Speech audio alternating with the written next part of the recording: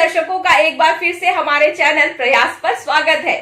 उन सभी प्रतिभागियों को ढेर सारी शुभकामनाएं जिन्होंने हमारे चैनल की प्रतियोगिता कैसे बनती है कविता में हिस्सा लेकर अपनी रचना कौशल से हमें परिचित करवाया।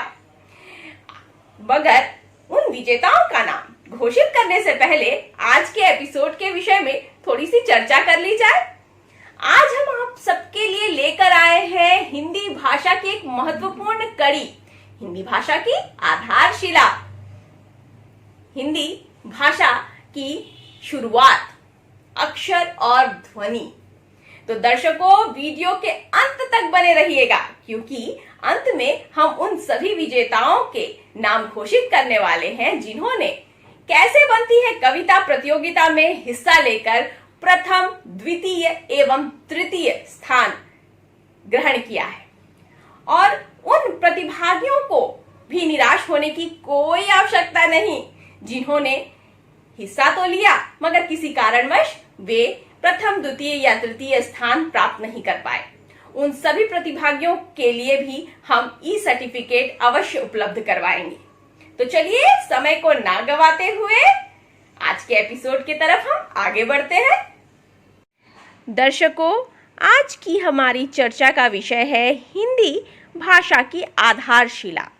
We are going to discuss about foundation of Hindi language. Hindi की आधारशिला सदैव अक्षर यानी कि वर्ण और ध्वनि पर आधारित होती है। अक्षर को दो भागों में बांटा गया है, पहला अ, दूसरा शर।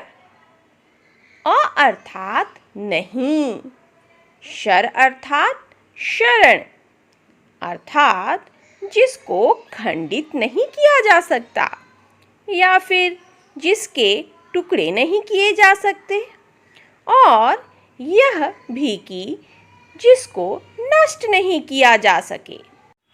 अक्षर किसे कहते हैं यह जानना बहुत ज़रूरी है। अक्षर वास्तव में ऐसे ध्वनि चिन्ह हैं जिसको नष्ट नहीं किया जा सकता है।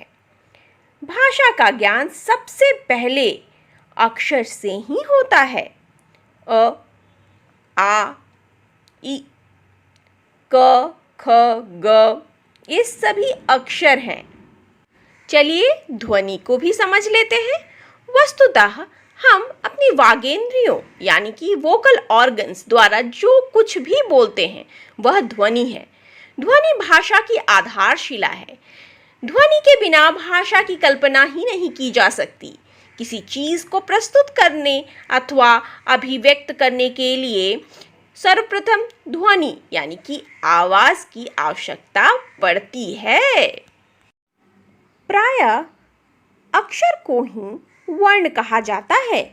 ध्वनि के लिखित रूप को वर्ण या अक्षर कहते हैं। ध्वनि को बोला और सुना जाता है, जबकि वर्ण लिखने, पढ़ने और बोलने में काम आते हैं। नमस्कार व्यूवर्स, आशा करते हैं आपको हमारा आज का वीडियो बहुत पसंद आएगा। इसकी और भी कड़ियाँ लेकर हम आपके समक्ष हाजिर होंगे, परंतु आज अब सरप्राइज को बताने का समय आ गया है, यानी कि कैसे बनती है कविता की प्रतियोगिता के नतीजे घोषित करने का समय आ गया है। हमें बहुत सारे प्रतिभागियों ने अपनी अपनी कविताएं भेजी। उनमें से कुछ की कविताएं हमें बहुत अच्छी लगी।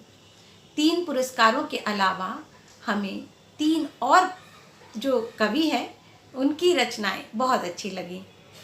पहला पुरस्कार प्राप्त किया है अदिति अग्रवाल जी ने, दूसरा पूजा पासवान जी ने और तीसरा अभिषेक श्रीवास्तव जी ने। बहुत बहुत बधाई हो अदिति जी, पूजा जी और अभिषेक जी। आप तीनों की कविताएं सराहनीय थी। आपके पुरस्कार और ई सर्टिफिकेट आप तक पहुंचा दिए जाएंगे। ज्योति श्रीवास्तव जी, मनीषा रजक जी और जसप्रीत कौर जी की भी कविताएं हमें बहुत अच्छी लगी।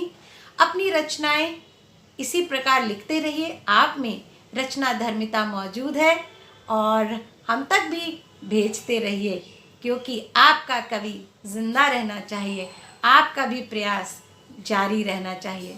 तो इसी के साथ हम विदा लेते हैं। स्वस्थ रहिए, सुरक्षित रहिए। जय हिंद, जय भारत।